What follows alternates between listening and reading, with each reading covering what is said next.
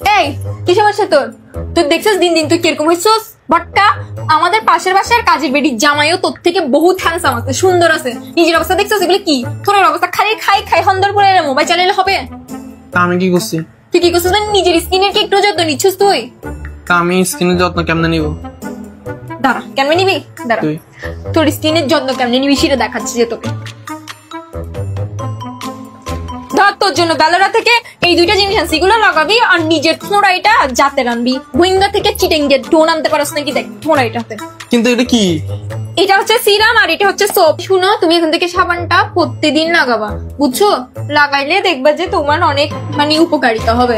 আচ্ছা না নাই এমনি সাবানটা লাগালে কি কি হবে? এই দেখো, এই সাবান যেটা আছে না, এটাতে মুলতানি মাটি, চন্দন, মধু আরো অনেক কিছু আছে, যেটা তোমার এই যে এখানে মুখে অনেকগুলো স্পট ব্রন আছে, এগুলো সবগুলো যাবে গা।